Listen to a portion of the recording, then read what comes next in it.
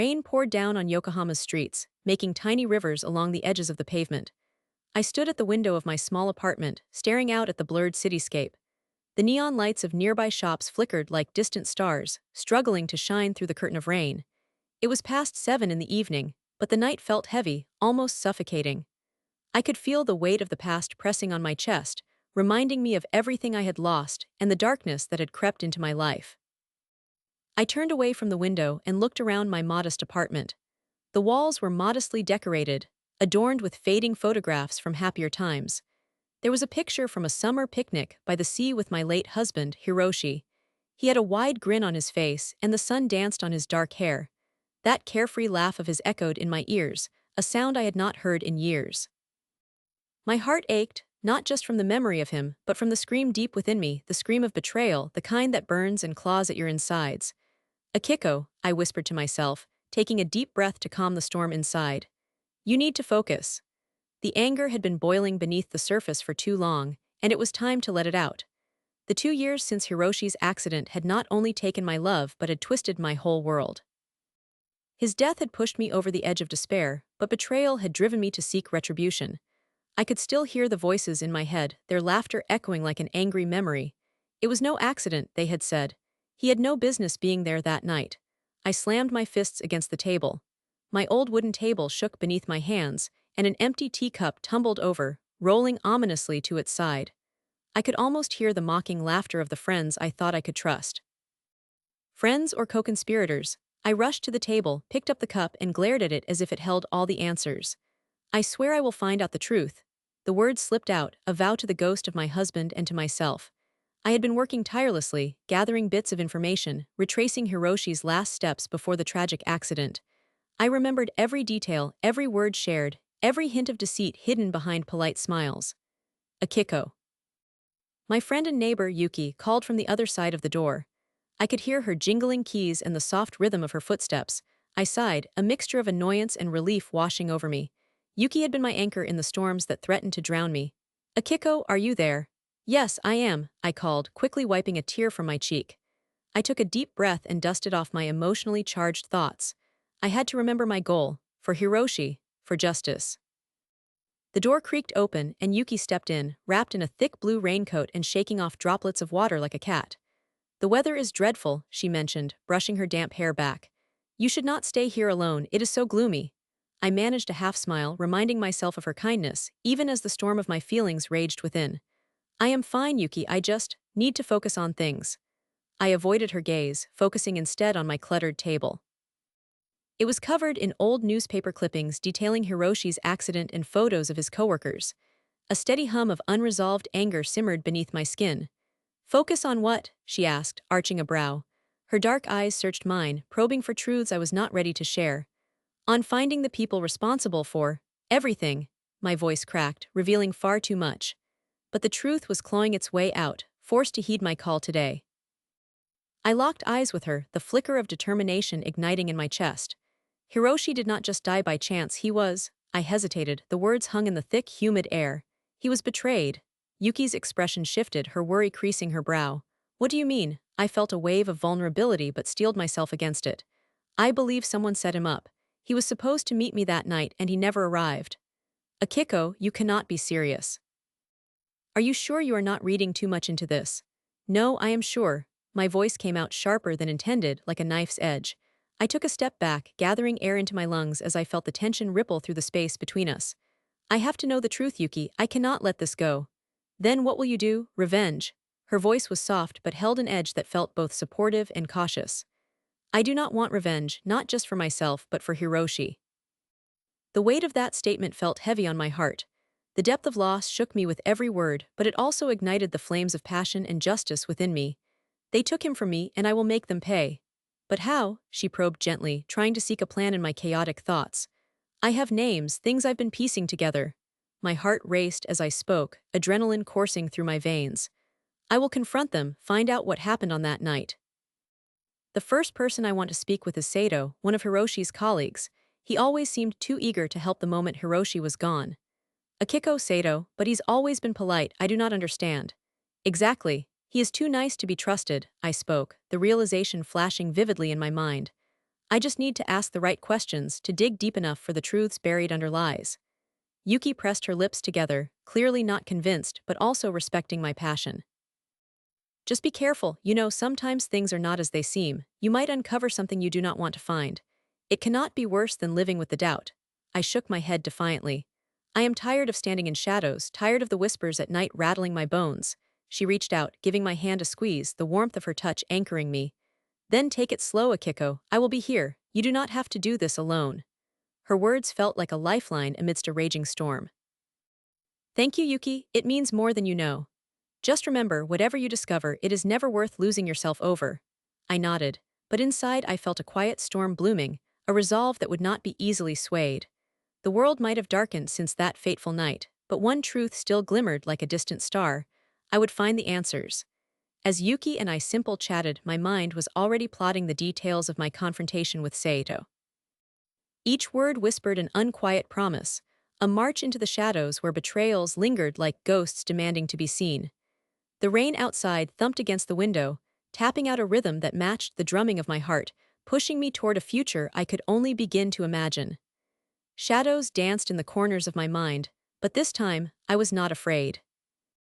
I would confront them all and unleash the truth.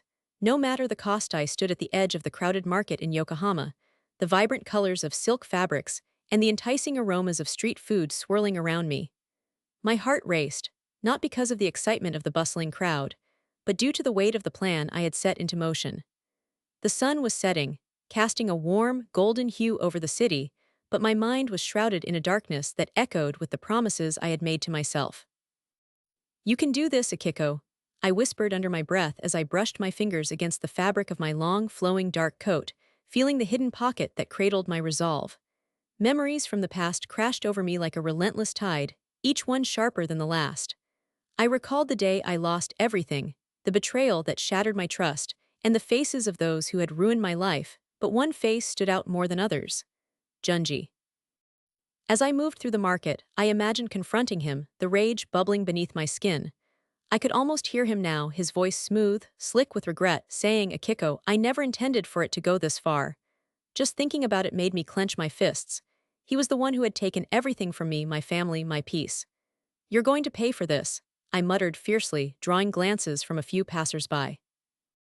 I shook my head, turning my focus back to the task at hand, gathering information. I had spent months piecing together a plan, and now I was on the verge of setting it in motion. Akiko, over here. A familiar voice pulled me from my thoughts, and I turned to see my old friend Hana waving frantically from a stall lined with vibrant fruits. Her expression was one of excitement and concern, and I forced a smile onto my face, masking the storm that raged within. Have you tried the melon here? It is the sweetest thing you will ever taste, she exclaimed, her eyes sparkling under the fading sunlight. Her infectious enthusiasm made it hard for me to keep my facade locked. Not right now, Hana, I replied, a bit curtly, wishing to divert the conversation. What's wrong? She asked, stepping closer, her brow furrowed in concern. You are not yourself today. I looked away for a moment, searching for the right words. I am fine, I lied, keeping my tone even. The truth felt heavy in my chest, and I couldn't share it with her, not yet. I could not bring her into my twisted world of vengeance, but Hana's perceptiveness was unnerving. Akiko, you can talk to me. Whatever it is, it doesn't have to be faced alone, she pressed, her voice gentle like a balm against the turmoil inside me. I appreciate your concern, really, I assured her, forcing another smile. But I have something I need to do, just a little personal matter. I felt guilty for brushing her off.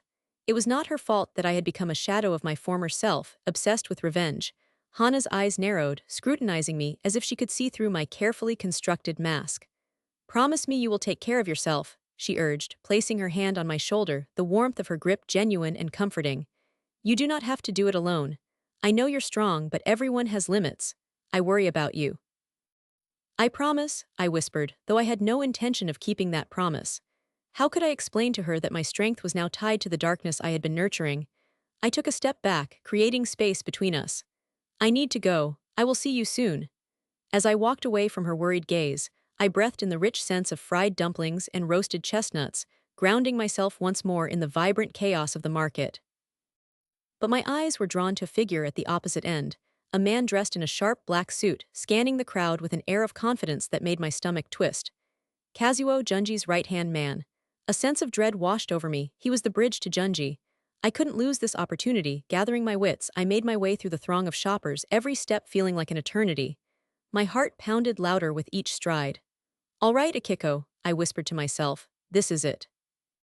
I wove through the stalls, skillfully dodging pe akeu pe te yelye kratkoi and vendors calling out their wares, keeping my eyes laser-focused on Kazuo.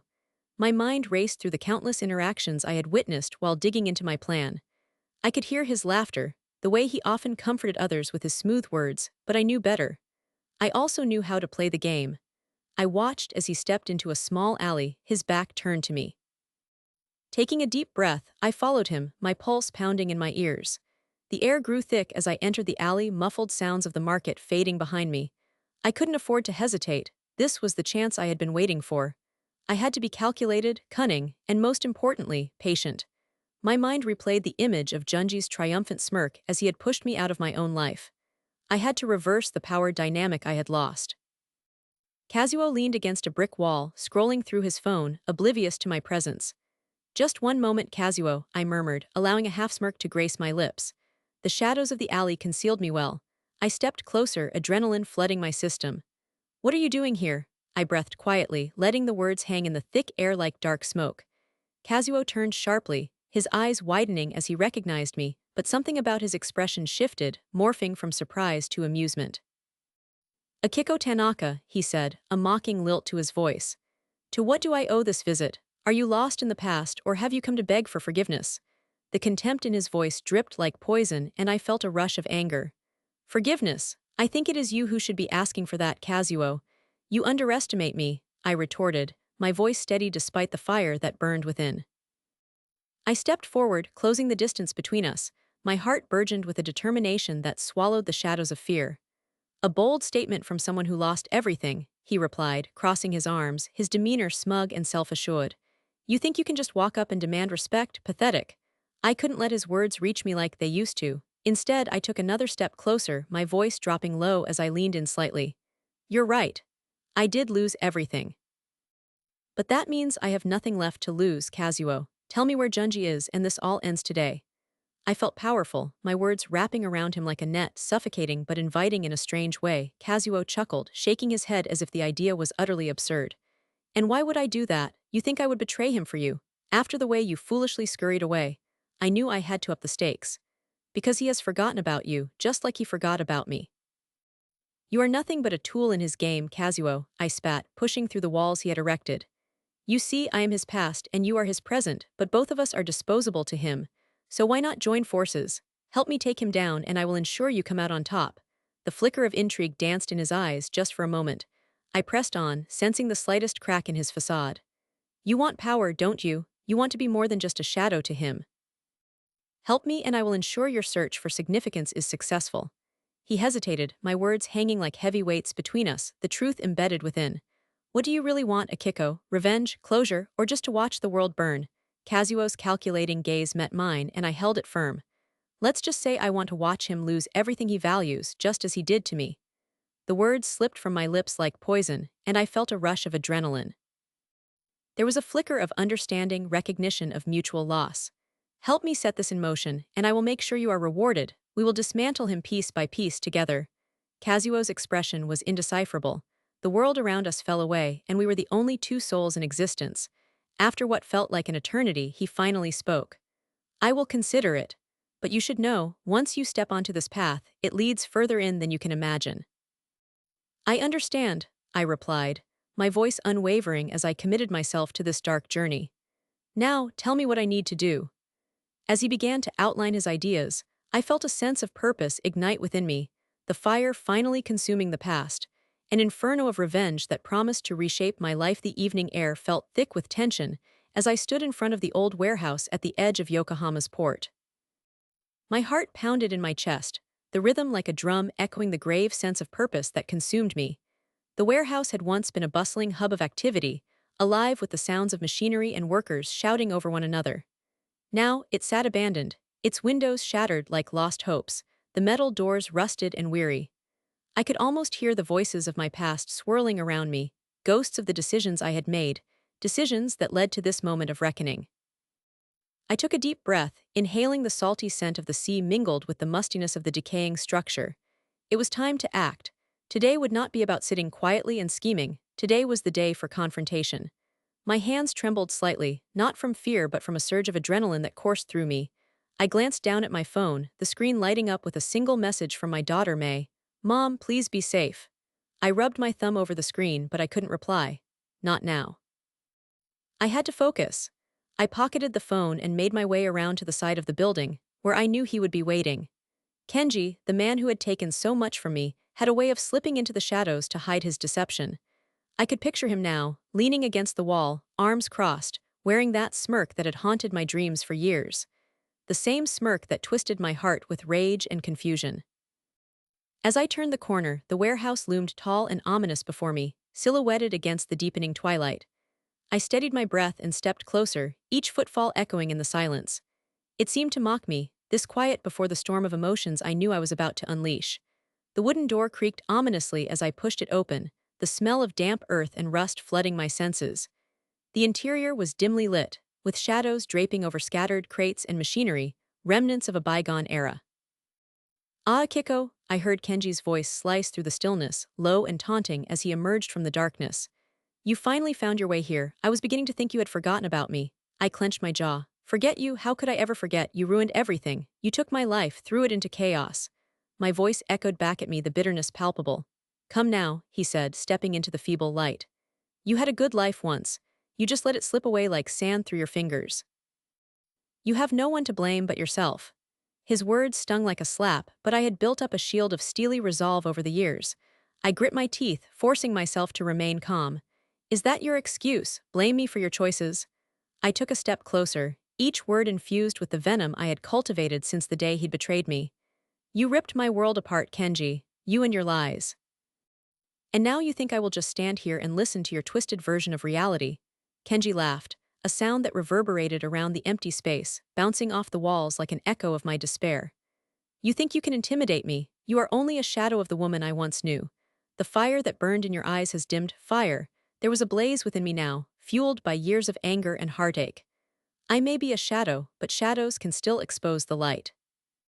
And I have come to bring that light of truth to you. You think you can hide from the consequences of your actions." He stepped closer, and the stink of cigarettes rolled off him. "What do you even know about consequences? You were content to live your life, oblivious to the game being played around you. Now you think you can take charge? You are naive, Akiko. This is a dangerous game we are playing." I held his gaze, refusing to back down. "No, Kenji. The dangerous game was one that you played at my expense. Now I am the one who holds the cards." I felt the weight of the small device tucked safely in my pocket, my hidden weapon, a recording that would expose all his lies. "And what will you do with those cards? Flip them over and hope for a royal flush?" His tone was condescending, but there was a flicker of discomfort in his eyes. "You won't win, not against me." I could feel the fire rising within me. "You don't understand, do you? This isn't just about winning. This is about justice. You need to understand what you've done, and more importantly, that you will be held accountable." I took another step forward, emboldened by my own words. Kenji's expression twisted with annoyance. "Justice, that is a fleeting concept reserved for the weak. In this world it is survival of the fittest, and you, my dear Akiko, are not fit for this battle."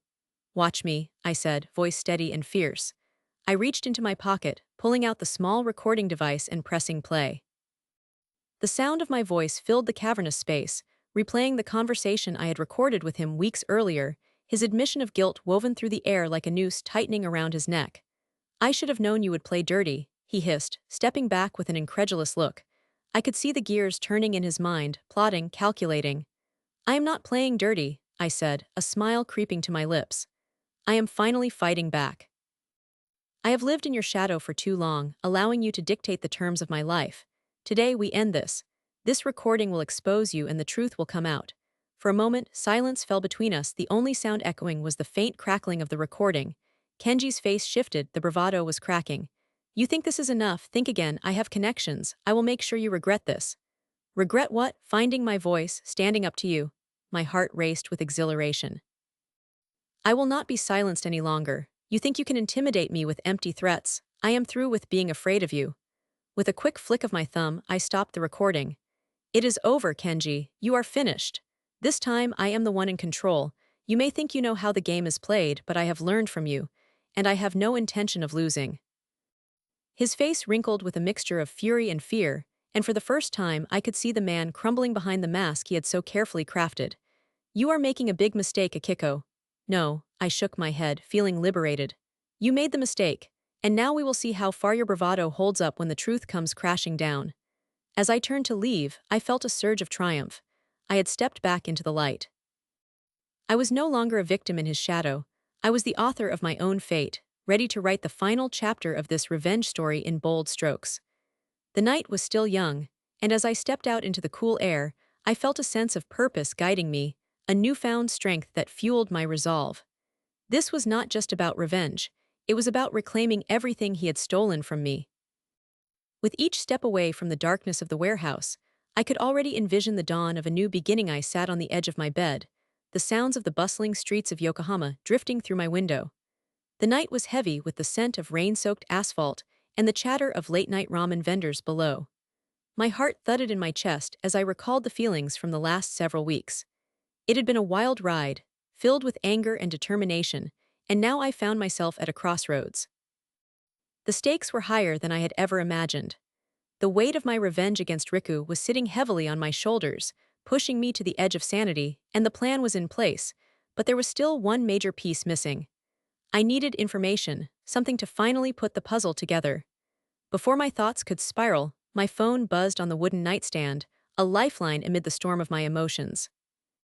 I picked it up, ready to respond to the text from Hana, my childhood friend and a source of support throughout this quiet battle. "Hey Akiko, I saw you left a message. Everything okay?" Her words brought a comfort that was almost foreign during these chaotic times. I hesitated before responding, the longing for connection battling with the dark path I had chosen. "I'm okay, just busy with work," I typed back, my fingers trembling slightly over the screen. "I could really use your advice about something if you're free." The three little dots popped up, an indication that she was crafting a response. "Of course, let's meet for tea tomorrow. I miss our talks." The simplicity of her proposal twisted something in me, a reminder of the times when life was uncomplicated, and revenge was not on my mind. I sighed, feeling torn. I knew I needed to keep my distance so that she wouldn't be dragged into my mess, but the temptation for a listening ear was too strong. "How about the tea cafe at 3? I sent back, already dreading spilling the secrets of my heart. "Perfect, I'll be there," she replied, and with that I felt a momentary lift of the weight pressing down on me. But the issue remained. Riku, the man responsible for the chaos in my life, had something of mine, a secret that had the power to ruin him, something that could turn the tide and finally bring him to his knees. I had no idea where to find him, though. The last time I had seen him was almost a month ago, standing smugly outside that awful office building where he had once proudly proclaimed himself my mentor. I could still hear his laughter echoing in my ears, see the mockery in his eyes. "You really think this will just blow over, Akiko? Your face is so pathetic." His words cut deeper than I wanted to admit, but I was not that frightened woman anymore. I had transformed, and now Riku was in my sights. How did I end up here? I muttered under my breath. The answer lay in waiting. The tepid morning sun painted my bedroom in soft hues, and memories streamed through my mind. It would be painful to relive the moments when I was deceived and betrayed. Each deceitful smile, each hollow promise leaned on my conscience, feeding the fire of my revenge. I tucked a loose strand of hair behind my ear, glancing at the weathered bookshelf filled with old novels. I often took comfort in those stories, but today the world of fiction seemed so distant compared to my reality. Moments later, I was pacing in my living room, emotion flooding through me like a tide, drowning me in its heaviness. How could I let him get to me? I rumbled to myself, my voice bouncing off the walls. I envisioned a confrontation, my voice strong, my resolve unyielding. I could see a look of surprise on Riku's face whenever I stood before him, revealing my true intentions. A part of me relished that thought, the knowledge that he had underestimated me, but another part recoiled at the potential danger. "I won't let fear control me anymore," I murmured, clenching my fist. A knock at the door pulled me from my thoughts. My heart raced as I felt the urgency in that knock, a sense of fate hanging in the balance. I drew in a deep breath, letting it out slowly as I tiptoed to answer. When I opened the door, my heart sank as I confronted Atsushi, one of Riku's associates. "Akiko, we need to talk," he said, shifting his weight nervously. His demeanor told me he was just as wary of this encounter as I was. "What do you want?" I replied, holding my ground even as a storm of anxiety rose within me. I know what Riku did to you. I heard you are planning something against him, he said, his eyes darting from side to side, paranoia oozing from him like sweat. My body stiffened. This was unexpected and my mind raced with possibilities. And why would you care? I shot back, my voice a mix of irritation and curiosity. Listen, I don't want to get involved, but Riku is dangerous. He will come after you if he thinks you are a threat, he said, his warning offered with a noticeable tremble. That's rich coming from one of his henchmen, I snapped, bitterness coating my words. What do you want from me? Are you trying to save your precious boss? His eyes widened momentarily before settling into something more serious. No, Akiko. I'm warning you because I cannot stand by and watch him ruin your life. He's no longer the man you once knew. That Riku is gone. This version only seeks power and destruction. With each word he spoke, I felt a wave of recognition. He was right. This Riku had changed, had evolved into something darker, something more sinister than when we worked side by side. So what do you suggest I do? Run away? I asked, a biting edge to my tone. No, you need to be smart about this. I can help you find the information you need to confront him, but it has to be tonight. My heart bounced in my chest, caught between fear and exhilaration. Something stirred inside me, a hope that perhaps I could seize the upper hand. Why would you help me? I whispered, my skepticism evident. Because I have debts to pay, and this could clear my conscience, he explained, his face earnest yet shadowed with regret. And besides, I can't let Riku do this to you. For a moment, everything seemed to hang in the balance as I weighed my options. Atsushi was dangerous, but so was Riku. The air crackled between us, filled with unspoken words. I didn't know whether to trust him or shove him out the door, but deep down I sensed a spark, the potential for something I needed forged entirely out of my turmoil. Fine, I relented, the word tumbling from my lips like a stone released from a tight grip. But you lead the way, you choose where to meet. Tonight, then.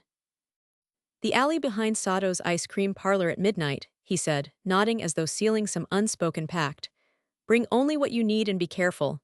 I felt a string of anticipation and dread coil in my stomach. It was difficult to separate the two.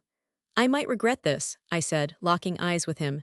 In response, he flashed a quick smile, a hint of relief as he turned to leave. Trust me, Akiko, you won't. With a final glance over my shoulder to ensure the coast was clear, I closed the door, my mind buzzing with adrenaline and fear, two companions that had become all too familiar. I felt the opportunity slip through my fingers like sand, one which perhaps would guide me finally to the truth. But as I stood alone, I couldn't shake the feeling that tonight would either grant me the edge I needed for my revenge or plunge me deeper into a darkness I might never return from. I stood at the edge of the rooftop, the cool evening breeze brushing against my skin, a stark contrast to the heat bubbling inside me. The neon lights of Yokohama flickered below, casting playful beams on the darkening streets, and while the city pulsed with life, all I could hear was my own heartbeat thudding in my ears. It felt like the pivotal moment I had been crafting for so long was finally upon me, and the weight of my decisions pressed heavily against my chest. The revenge I had meticulously planned was no longer a distant thought. It was a whisper at the back of my mind, urging me forward.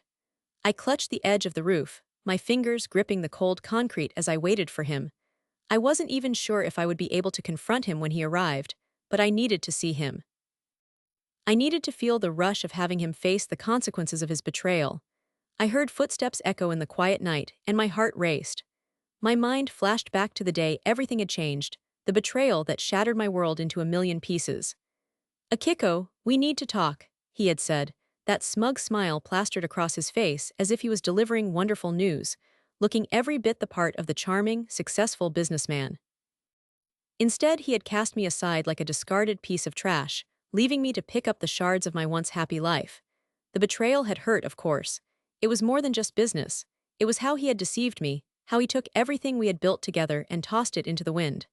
I remembered the sweet scent of his cologne mixed with the burning sting of betrayal. As I awaited his arrival on this rooftop, I choked back the swirling emotions threatening to engulf me. It would be different now. No more tears, no more regret. I would reclaim my power and remind him who I really was. The footsteps grew closer, and I could barely contain the storm of feelings raging within me. I straightened my back, my heart hammering with anticipation, and instinctively wiped my palms on my black dress, smoothing out any unnecessary wrinkles, calming myself. My determination was like a shield, ready to bounce back anything he tried to throw at me. The door to the rooftop swung open, and there he was, looking exactly how I remembered him, with that arrogant confidence that had always annoyed me. "Akiko," he said. A hint of surprise splashed across his handsome face as he ran a hand through his perfectly styled hair. "I didn't expect to find you up here." "I'm surprised you found the time to show up," I replied, my voice cool and biting. "I thought you would be too busy with your new partner." His eyes narrowed momentarily, but he quickly masked any sign of discomfort. "You know how business can be, just trying to make the best of what I've got." "Oh, I know," I said, forcing a smile that was anything but genuine. "You've really excelled at making the worst possible choices, haven't you? Just like you made a choice when you decided to betray me." He stepped closer, and I could smell the faint traces of the cologne I had once loved. "That was different, Akiko. You have to understand, it was a choice I had to make. The company needed it. The company needed you to stab me in the back." I felt my voice rising, anger coursing through my veins like molten lava, but I steadied myself. "Is that really how you justify your actions? You treated me like a stepping stone on your path to success." His face hardened, and I could see the muscles in his jaw clenching. "You know it was never like that." I scoffed, crossing my arms over my chest, allowing him to feel the chill I wanted to project. "Wasn't it? You convinced me to partner with you, to trust you, and you threw me aside for a better opportunity." "I didn't throw you aside, Akiko. I thought you understood that sometimes sacrifices need to be made." "Sacrifices? This was not a sacrifice, this was treachery." I felt my voice quivering with rage as I took a step closer to him, invading his space. "Do you even realize what you've taken from me? My trust, my love, my reputation. I've lost everything because of you." He opened his mouth to respond, but I continued. "So why don't you save your breath? I'm not here for an apology, and I sure as hell am not here to relive the past. I'm here for something much better." "What are you talking about?" He looked genuinely confused, and for a moment I almost felt a twinge of sympathy for him. Almost. "I know you think you can sweep this under the rug and move on. You think you're untouchable, that your charm and ambition can shield you from the consequences of your actions." I stepped back, feeling a sense of control wash over me. "But tonight, I plan to remind you that you are far from untouchable." A sharp smile crept across my face, a smile that was almost feral. "You see, I've prepared a little surprise for you, something to mark this occasion." He stared at me in a mix of disbelief and indignation, as if he could not comprehend how I could possibly hold power in this moment. "What kind of surprise?" I pulled out an envelope from my coat pocket, holding it up for him to see. "This is the real contract." His expression shifted to confusion, and an air of confrontation crackled between us. "The contract? The contract we should have signed together, the one that includes my 50% stake in the company." The way his eyes widened momentarily told me everything I needed to know about his internal panic. "You still have it." "Oh, I still have it," I said softly, letting the moment of truth hang in the thick air. "And I intend to make sure everyone knows how you tried to cheat me out of it." He took a step back, stammering as he searched for words. "You wouldn't dare." "Oh, but I would, and I wouldn't think twice about it." "You will ruin everything, Akiko. Your actions will come back to harm you." He looked more desperate now, and a part of me relished the sight. "You mean just as you ruined everything for me? You have to think this through. I can help you. Together we could still together. Is that what you think this is about?" I shook my head slowly. "You lost that option the moment you decided my worth was less than your ambition." "You really believe this will work? You are making a serious mistake," he warned, trying the last threads of manipulation he could muster. "No, the mistake was yours a long time ago," I shot back, fueled by a fire that raged within me. The sounds of the city below faded into white noise. Nothing else mattered except this moment, the confrontation I had craved for years. I took a deep breath, grounding myself in the truth of my feelings, in the weight of my revenge. As I locked eyes with him, I knew I had him right where I wanted him. Every moment had led to this, a culmination of pain, betrayal, and anger transformed into something fierce and unyielding. "You will pay for what you did to me, and I will make sure you never forget it." The determination in my voice echoed against the backdrop of the city, and with those words, I prepared to unleash the storm I had been holding back for far too long.